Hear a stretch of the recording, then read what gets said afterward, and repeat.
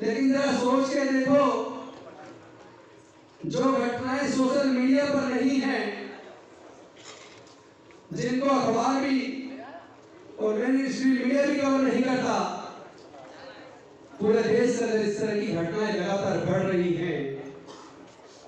हो सकता है हमारे वो सामने ना आती हो, लेकिन इस तरह की घटनाओं से दिल बेहद दुखी है। सब लोग जानते हैं कि भारत एक समय विश्व गुरु था। एक समय था जब 7 अलग अलग देश भारत का हिस्सा हुआ करते थे। पूरा भारत सम्राट अशोक के टाइम पे बौद्ध में था, लेकिन म्यांमार से बांग्लादेश, भारत, नेपाल, तिब्बत, पाकिस्तान, अफगानिस्तान, इन 7 देशों को मिलाकर कभी भारत एक था, बौद्ध में भारत था। तब भारत विश्व गुरु था। लेकिन मौर्य वंश के अंतिम सम्राट राजा भद्रथ की उनके सेनापति पुष्यमित्र शुंग ने हत्या करके भारत से बौद्ध में भारत को खत्म किया। बौद्ध भिक्षुओं की हत्याएं कराई, बौद्ध साहित्य जलाया, बौद्ध शिलालेख तोड़े, बौद्ध मठों को नेस्तनाबूद किया और फिर से भारत में वर्ण व्यवस्था पर आधारित, ऊंच नीच पर आधारित, छूत पर आधारित, जातिवाद पर आधारित व्यवस्था को भारत में दोबारा से कायम किया। उसके बाद से लगातार दुनिया के सामने भारत लगातार संसार होता रहा। आज हर 50 किलोमीटर पर भारत में भाषा बदल जाती है, संस्कृति बदल जाती है। हजारों जातियां हैं, अनेकों धर्म हैं। ये विविधताओं का देश है। इस विविधताओं के भरे देश को एकजुट करना इतना आसान नहीं था। जहां हजारों जातियां हो, अनेकों धर्म हो, अनेकों संस्कृतियां हो और आजादी के टाइम पर जहां 565 रियासतें हो, ऐसे भारत को एकजुट करना वाकई बहुत मुश्किल था। लेकिन हम सबको धन्यवाद करना चाहिए डॉक्टर बाबा साहेब अम्बेडकर का, जिन्होंने भारत को एक ऐसा संविधान दिया जिसमें 562 रियासतों का भी समावेश किया, सभी जाति धर्मों का, संस्कृतियों का भी समावेश किया और एक ऐसा संविधान भारत को दिया जिसने पूरे भारत को आज भी बांध के रखा हुआ। कुछ लोग हैं जो लगातार जाति के नाम पर उन्माद पैदा करते हैं। कुछ लोग हैं जो धर्म के नाम पर उन्माद पैदा करते हैं। पिछले कुछ सालों में देख रहे जाति पूछ के हत्या हो रही है, धर्म पूछ के हत्या हो रही है, मूछ रखने पर हत्या हो रही है, घड़े से पानी लेने पर हत्या हो रही है। पिछले दिनों एक ऑफिसर मेरे पास आए, पता लगा वो इस बार आईएएस बने हैं। पिछले बैच में आईपीएस थे, उनकी पत्नी आईएएस है, इंडियन फॉरेन सर्विस से है।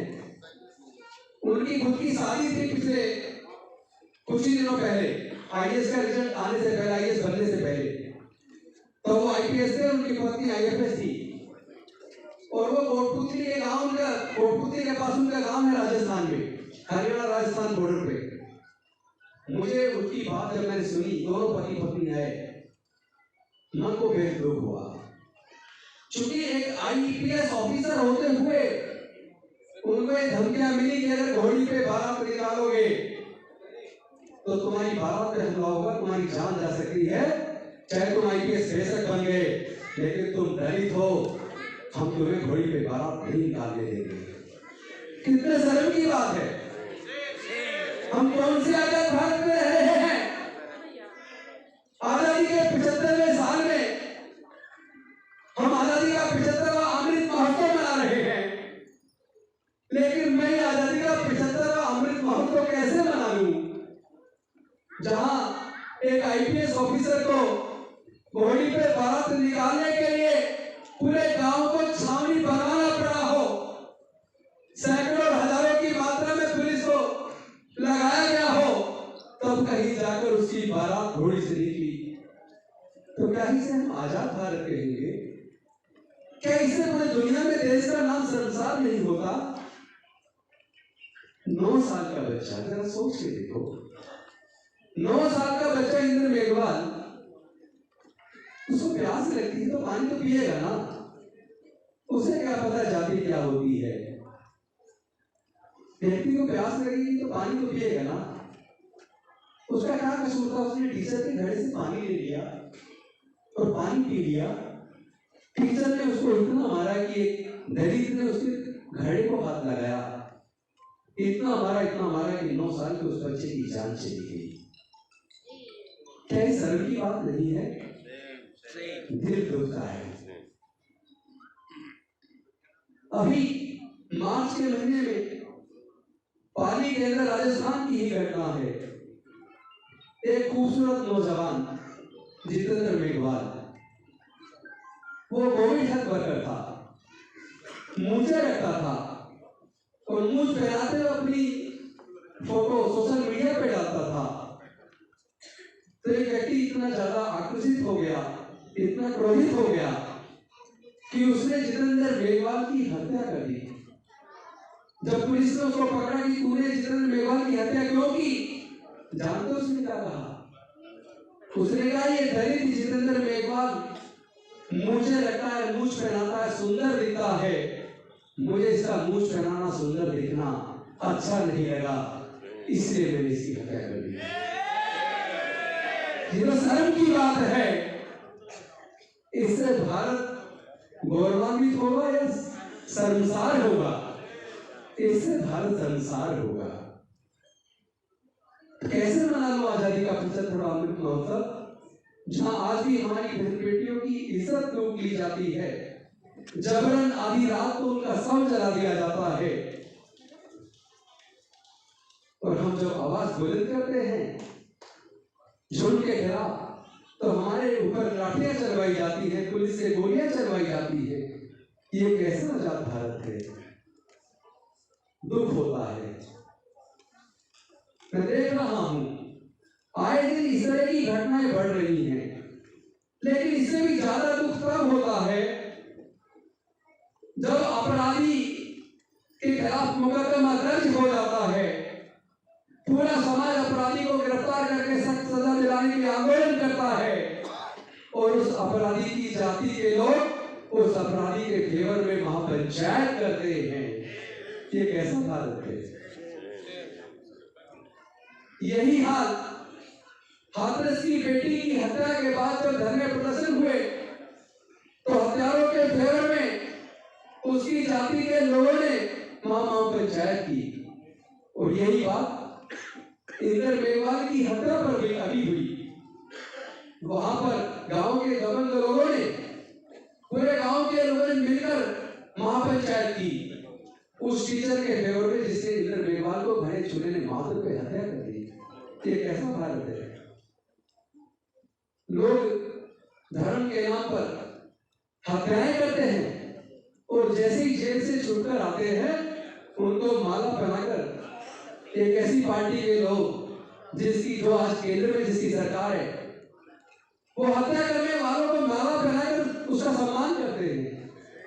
इस धर्म की बात है, और उसमें केंद्र सरकार का मंत्री माला पहना के सम्मान कर रहा है। इससे तो और भी ज्यादा शर्म की बात है। पूरे देश का मस्तक शर्म से नीचे झुक जाता है। अभी ब्रिटिश बानो केस में जिन जिन लोगों ने रेप करके उस बच्चे की हत्या कर दी, गुजराती सरकार ने उसको छोड़ दिया, और छोड़ने के बाद उन रेपिस्ट और हत्यारों को माला पहनाकर मिठाई खिलाकर उनका स्वागत किया। ये कैसा भारत है? ऐसा भारत बनाने का सपना स्वतंत्रता सेनानियों ने नहीं देखा था। ऐसे भारत बनाने का सपना तो डॉक्टर बाबा साहेब अम्बेडकर और हमारे संविधान निर्माताओं ने नहीं देखा था। इससे हमारा मस्तक सर से झुक जाता है, दुख होता है, और तब दुख और ज्यादा बढ़ जाता है जब राजनीतिक पार्टियों के बड़े बड़े नेता ऐसे मुद्दों पर चुप्पी साध लेते हैं। कहां जा रहा है देश? किस दिशा में जा रहा है? जब मैं सोचता हूं तो मुझे डॉक्टर बाबा साहेब अम्बेडकर की 5 दिसंबर 1956 की रात याद आ जाती है जब 5 दिसंबर 1956 को डॉक्टर बाबा साहेब अम्बेडकर बड़े परेशान और निराश थे। उन्होंने नानक चंद्र रत्तू से कहा कि ये रत्तू, आज ऐसा लग रहा है जैसे मैं सालों से सोया नहीं हूं, मन बहुत दुखी है, लेकिन आज मेरा मन कर रहा है कि मैं जी भर के सो लूं, लेकिन रत्तू, मेरा स्वास्थ्य मेरा साथ नहीं दे रहा, पता नहीं मैं कल जिंदा रहूं न रहूं। मैंने इस अपने समाज को 3,500 साल की गुलामी से बाहर निकालने के लिए पूरा जीवन बहुत लंबा संघर्ष किया है। बड़ी मुसीबतें झेलने के बाद मैं इस कारवां को यहां तक लेकर आया, लेकिन मुझे मेरे समाज के पढ़े लिखे लोगों ने धोखा दिया।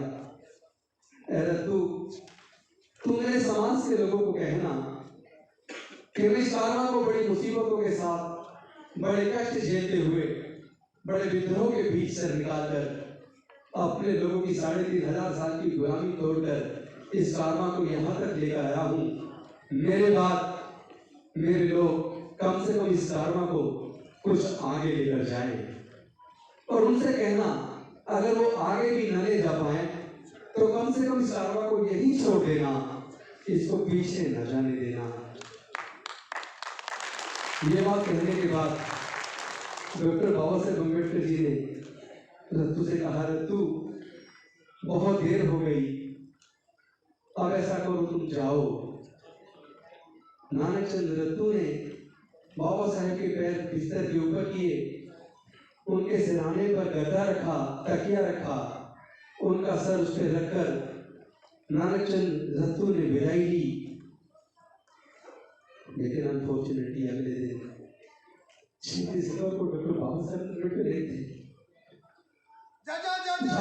छोड़ के।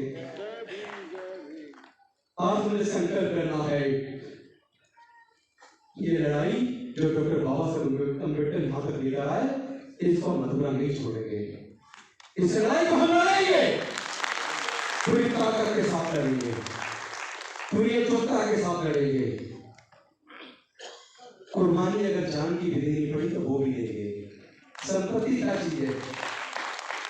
परिवार और बच्चे और अपने आप को लेकर कुर्बान करना पड़े तो करेंगे, कि मंत्री की कुर्सी कुर्बान करनी पड़ी तो करेंगे, लेकिन अपने समाज की लड़ाई को हम लड़ेंगे, हम जीत लेंगे। इसलिए मैं बार बार अपने लोगों को कहता हूं कि साथियों, व्यक्तियों को मजबूत मत करो, आप विचारधारा को मजबूत करो। जब हम व्यक्ति को मजबूत करते हैं तो व्यक्ति मजबूत होता है, जब विचारधारा को मजबूत करते हैं तो विचारधारा मजबूत होती है। व्यक्ति बीमार हो सकता है, व्यक्ति मर सकता है, व्यक्ति की हत्या हो सकती है, व्यक्ति बिक सकता है, व्यक्ति गद्दार साबित हो सकता है, व्यक्ति पूरे मिशन को डुबा सकता है। इसलिए मैं फिर से दोहरा रहा हूं, आप व्यक्ति को मजबूत मत करो, आप राजेंद्र गौतम को मजबूत मत करो, आप डॉक्टर बाबा साहेब अम्बेडकर और बुद्धा की विचारधारा को मजबूत करो। जब विचारधारा मजबूत होगी तो पूरा समाज मजबूत होगा, पूरा भारत मजबूत होगा। साथियों, इस तरह के जुल्म को देखकर रातों को नींद नहीं आती। अब मैं कैसे कहूं आपको, एक रोना आ जाता है, दिल दुखता है। जो इंसान होते हैं उनके अंदर दिल होता है, और जिनके सीने में दिल होता है वो दिल धड़कता है। जिसके सीने में दिल ही नहीं है उसका दिल क्या धड़केगा?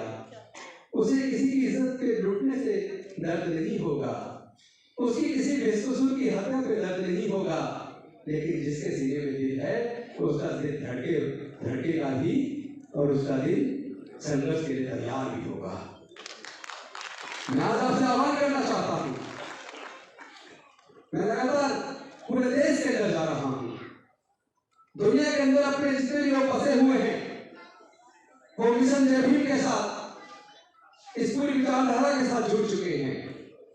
हमने संकल्प किया है, हम भारत को फिर से बौद्ध में बनाएंगे, हम भारत को फिर से बौद्ध में बनाएंगे, क्योंकि बुद्ध के धम्म में समता, स्वतंत्रता, बंधुता, न्याय, प्रज्ञा, सील, करुणा। बुद्ध का धम्म शक्ति से नहीं फैला है, बुद्ध का धम्म जबरदस्ती से नहीं फैलाया, बुद्ध का धम्म लालच से भी नहीं फैला है, बुद्ध का धम्म अपनी विचारधारा से फैला है।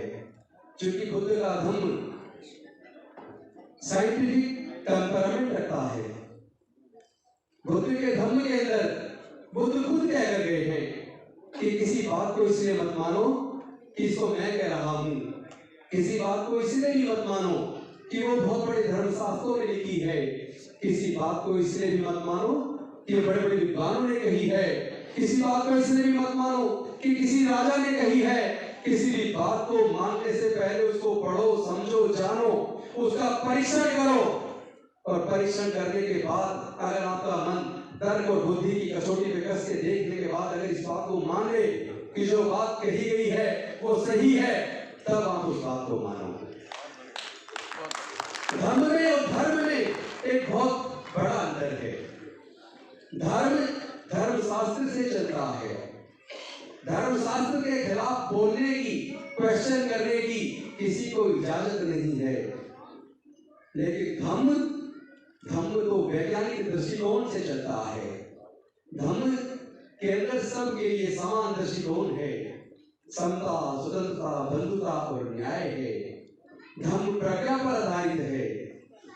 इसीलिए हमने संकल्प किया कि डॉक्टर बाबा साहेब अम्बेडकर सारी बीमारियों का कारण समझ गए। हम लोग इस छुआछूत की बीमारी से मुक्ति क्यों नहीं पा रहे, हम लोग इस जातिवाद की बीमारी से मुक्ति क्यों नहीं पा रहे। उस दिन मुझे बहुत दुख हुआ जिस दिन हमारे समाज के लोग कई राज्यों से इकट्ठे होकर 1-1 रुपए का चंदा घर घर से लेकर 22 लाख रुपया उन्होंने इकट्ठा किया। पॉलिथिन के पाउच में 22 लाख रुपया, एक घर से 1 रुपया लाखों लोगों से इकट्ठा करके घर घर से पुराने पीतल के बर्तन इकट्ठा करके उन्होंने एक बहुत बड़ा एक नोट रुपया बनवाया पीतल का। उस पीतल के रुपए में एक तरफ बुद्ध छपे थे, एक तरफ डॉक्टर बाबा साहेब अम्बेडकर छपे थे, और उसकी बाउंड्री पे लिखा था हम भारत को 2047 तक छुआछूत मुक्त, जातिवाद मुक्त भारत बनाएंगे। और इसके लिए वो इतना बड़ा पीतल का सिक्का बनाकर ट्रक पे रखकर पूरा काफिले के साथ गुजरात से चले कई राज्यों के लोग इकट्ठे हुए और उन्होंने संकल्प किया कि हम भारत सरकार से चाहते हैं, भारत के राष्ट्रपति जी से चाहते हैं कि वो ये रुपया, पीतल का रुपया स्वीकार करें, जो एक व्यक्ति की मेरी हाइट से भी बड़ा था वो रुपया, कि वो रुपया स्वीकार करें। और सरकार एक तरफ 75वां आजादी का अमृत महोत्सव मना रही है, 2047 में भारत को आजाद हुए 100 साल हो जाएंगे, तो कम से कम भारत की सरकार देश के राष्ट्रपति और प्रधानमंत्री जी के नेतृत्व में आज एक संकल्प और ले ले कि 2047 तक भारत को हम छुआछूत मुक्त भारत बनाएंगे। लेकिन ये बहुत शर्म की बात है, बहुत पीड़ा और दुख की बात है कि हमारे वो लोग जो शांतिपूर्वक तरीके से भारत सरकार को कुछ देने आ रहे थे, वो राष्ट्रपति जी को 22 लाख सिक्के देने आ रहे थे, कुछ लेने नहीं आ रहे थे। उनको बावल के नजदीक राजस्थान और हरियाणा बॉर्डर पे रोक लिया गया, पुलिस के द्वारा जबरन रोककर उन्हें 24 घंटे तक वहीं रोका रखा और वहां से उन्हें फिर वापस जाने के लिए मजबूर कर दिया। मैं आपसे पूछना चाहता हूं, ये जो धार्मिक जुलूस निकलते हैं जिसमें कुछ लोग नंगी तलवारें लहराते हैं, जो लोग लोगों बेकसूर लोगों की हत्या का कारण बनते हैं, ऐसे जुलूसों को तो ये सरकार नहीं रोकती। जो देश में अशांति पैदा करते हैं, जाति और धर्म के नाम पर उन्माद करते हैं, ऐसे जुलूसों को तो सरकार नहीं रोकती। लेकिन 2047 तक छुआछूत मुक्त भारत अभियान को भारत की सरकार ने आदेश देकर गृह मंत्रालय से हरियाणा की सरकार के द्वारा बावल के पास रोक लिया गया और वापस जाने के लिए मजबूर कर दिया। क्या ये शर्म की बात नहीं है? क्या भारत आजाद नहीं है? क्या हमें फंडामेंटल राइट नहीं है कि हम अपनी सरकार के सामने अपनी बात कह सके? क्या भारत सरकार, मुझे लगता है भारत सरकार को आके बताना चाहिए कि वो जातिवाद के फेवर में है या खिलाफ है, वो छुआछूत मुक्त भारत बनाना चाहती है या नहीं बनाना चाहती है, वो महिलाओं के ऊपर होने वाले उत्पीड़न को बंद करना चाहती है या नहीं करना चाहती है, वो मूंछ रखने पर हत्या को बंद करना चाहती है या नहीं करना चाहती है, वो घड़े छूने पर हत्या को बंद करना चाहती है या नहीं करना चाहती है। मैं सरकार से मांग करता हूं कि सरकार अपना मत स्पष्ट करे, वरना भारत के लोग इतने कमजोर नहीं है। हम लोग डॉक्टर बाबा साहेब अम्बेडकर को मानने वाले लोग हैं, हम भारत के संविधान में आस्था रखते हैं, हम शांति में आस्था रखते हैं, क्योंकि हम बुद्ध के धर्म को मानने वाले हैं। हम ये जानते हैं जहाँ शांति होती है वहाँ खुशहाली होती है। हमारा धर्म बताता है मानवता दुनिया का सबसे बड़ा धर्म है। जहाँ शांति होगी वहाँ प्रगति होगी, जहाँ प्रगति होगी वहाँ खुशहाली होगी। और हम बुद्ध को मानने वाले शांति प्रिय लोग हैं। हमें औजार हथियारों में इस्तेमाल नहीं है, ना हम औजार हथियार उठाते हैं और ना ऐसे लोगों के प्रति श्रद्धापूर्वक झुकते हैं जिनके हाथों में औजार और हथियार है। हम ऐसे व्यक्ति के सामने झुकते हैं जिसके हाथ में संविधान है,